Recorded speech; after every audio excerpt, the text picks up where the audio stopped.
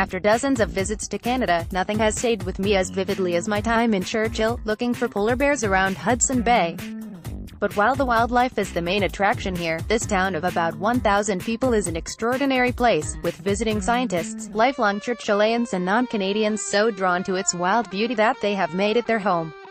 It recalled the same spirit that I found in accounts by the British explorer Samuel Hearne, whose journeys through the Arctic over 2 centuries ago made rich reading during the long, dark nights. The first polar bear I saw was dozing in the lee of a snow-covered rock and blended so well with its surroundings that I was about to leave the safety of the vehicle. I could see why Parks Canada mounted a bear patrol on Halloween night. During a week of forays and bizarre tundra buggies, I saw half a dozen bears and 1 cub in the flat, wind-blasted land. I talked to the rangers who looked after bears that had become too interested in the town and had to be put in jail. I even saw a sedated bear being airlifted out of harm's way and up the coast of Hudson Bay. It was a moving sight, not least for the dedication of the staff who made sure the bear was fine before returning home. Traveling in a country roughly the size of Europe, it's impossible to see more than a small part in one visit. From the iridescent turquoise of Peta Lake to spotting tens of thousands of migrating geese and ducks against a setting sun as I drove the prairies, there are so many magical moments.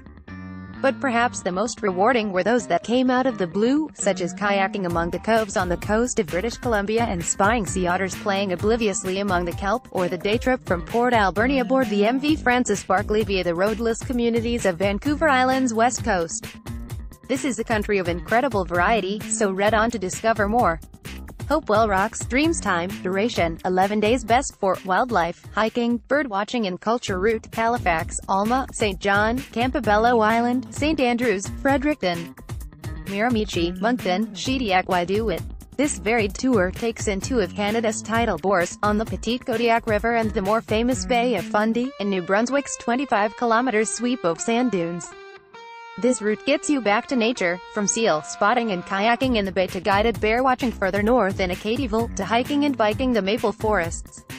Cultural highlights also range from the astonishing collection at the Beaverbrook Art Gallery in Fredericton in the city's Cathedral and Garrison District to the 34-room cottage on Campobello Island where Franklin Roosevelt used to summer. For an insight into early New Brunswick life, King's Landing tells the story of Atlantic Canada via rescued buildings dating from 1820 to 1920. But the area isn't short on history, natural or otherwise. St. Andrews by the Sea claims that over half its buildings predate 1880, and nearby Kingsbrae Garden has old-growth Arcadian forest as well as fine gardens. These include the White Garden inspired by its splendid English namesake at Sissinghurst Castle Garden in Kent. And then there's the dining. The seafood is exceptional here, with Shediac known far and wide as the lobster capital of the world. Be sure to also try the lobster rolls at the Saturday Farmers Market in Fredericton. Did you know? The volume of seawater racing in and out of the Bay of Fundy exceeds the combined flow of the world's freshwater rivers, at 160 billion tons. The Arctic Northern Lights can be spotted near Yellowknife. Dreams Time, Duration, 10 to 14 days best for Inuit culture, wildlife, river rafting, kayaking, fishing and the Northern Lights route. There is no route here. Itineraries in the 2 least visited northern provinces often rely heavily on local operators for safety, and travel is limited to those places with tourist facilities, such as Iqaluit, Nunavut, or Inuvik and Yellowknife, Northwest Territories.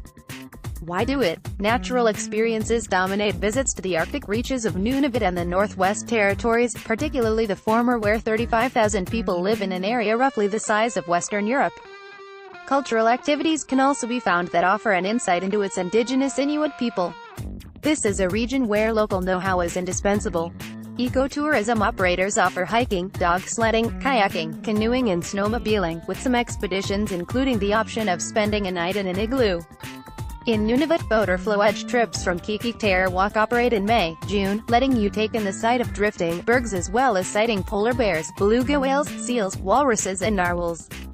The Northwest Territories' main lures are dog sledding and rafting through the canyons of the Mohana River and its wild, eponymous national park.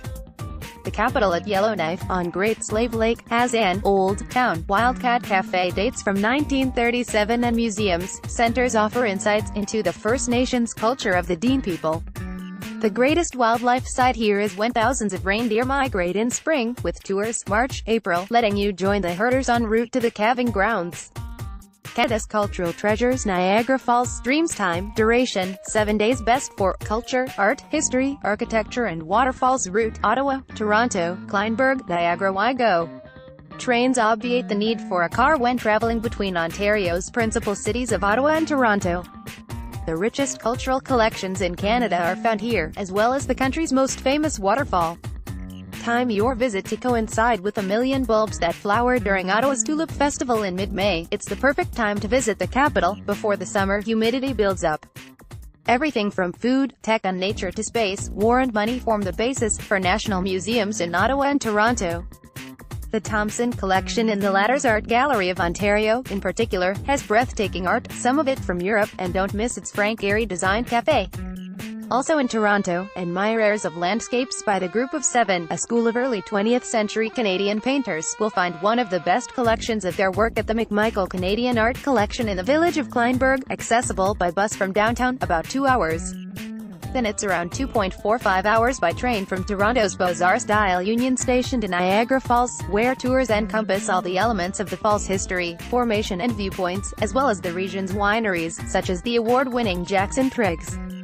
Top tip: multi-day boat trips through Ontario along the UNESCO-listed Rideau Canal let you wind its waterways in peace, with small cruisers chugging the banks on tours lasting between 3 and 14 days.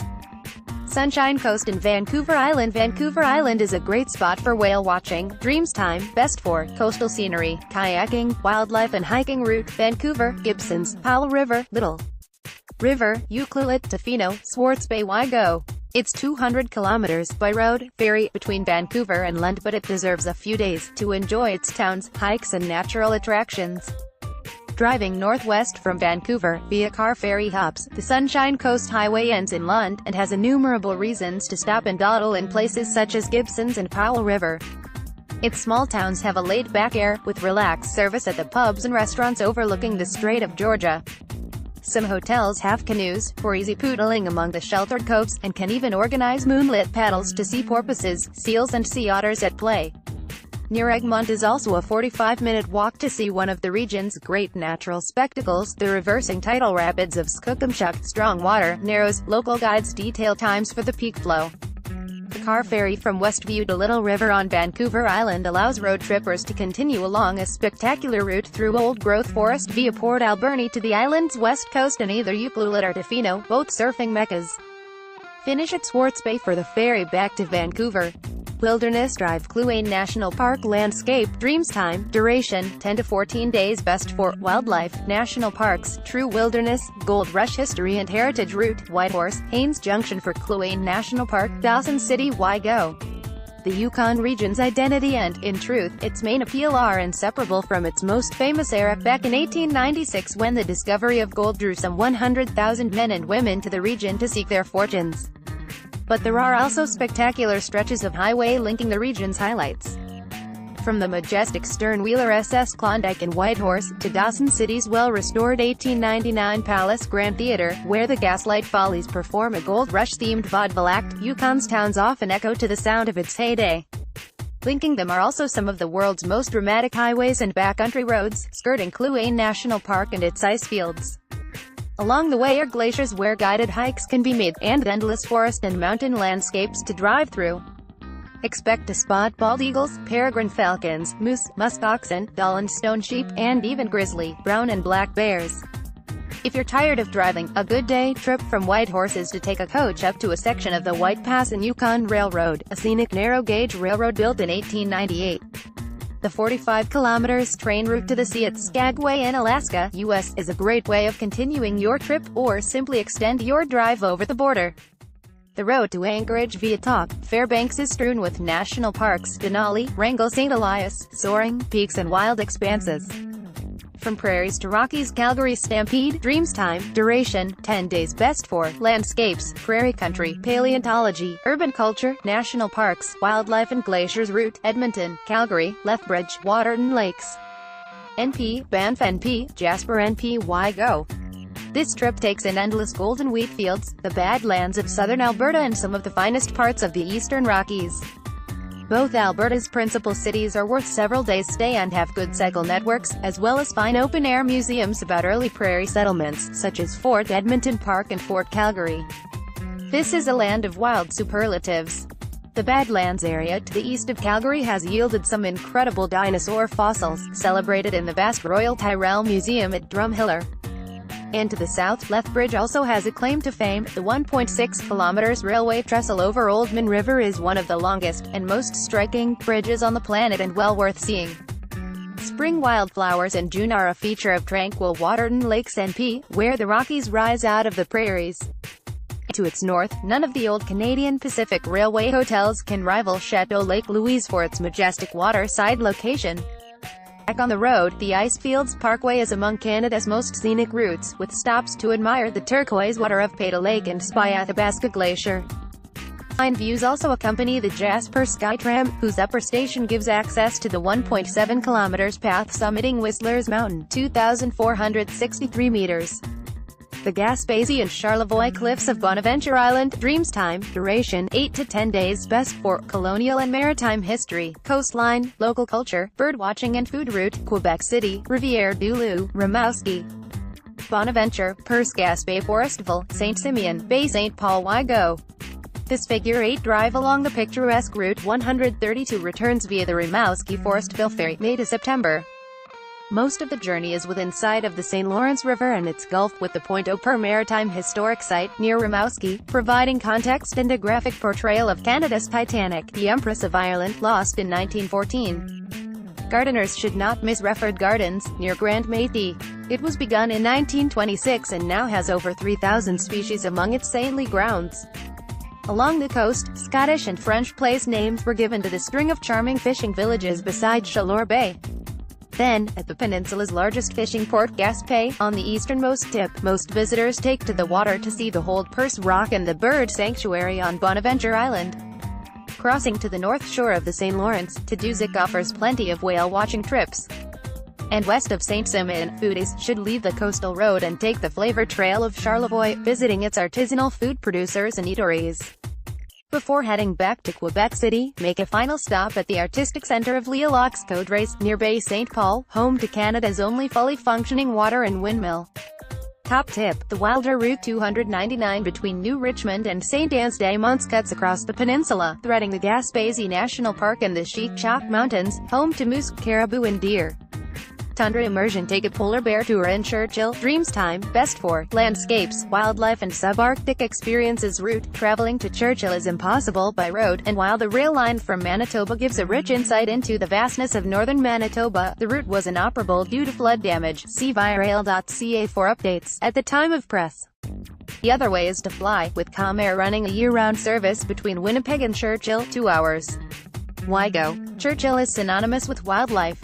Polar bears step ashore in mid-June as the ice melts, though are best seen October to November, and beluga whales return to the river in summer, mid-June, mid-September. June sees the first few polar bears stagger on land as the ice in the bay breaks up. Buggy tours, frontiersnorth.com, July-August, October to November, across the tundra and tidal flats in late summer and early winter reveal bears, caribou and Arctic fox in the wild. Summer also sees 50,000 beluga whales arrive at Churchill River. They come to breed and feed, tours to see them run from July to August. Hop on a Zodiac to get up close, you can even don a dry suit and swim with them. There are plenty of year-round sights, too. Churchill may be home to fewer than 1,000 people, but talks and films about the area are given almost every evening at Parks Canada or the historic St. Paul's Anglican Church, with its memorials to Arctic explorers. The town's Eskimo Museum offers further insight, but for a vivid evocation of the days of the Hudson Bay Co. and the Anglo-French rivalry over the fur trade, be sure to visit the town's 18th-century Prince of Wales fort. Did you know? Churchill's history stretches far beyond that of Canada's. Archaeological digs in the area have uncovered evidence of human existence here dating from around 4,000 years ago.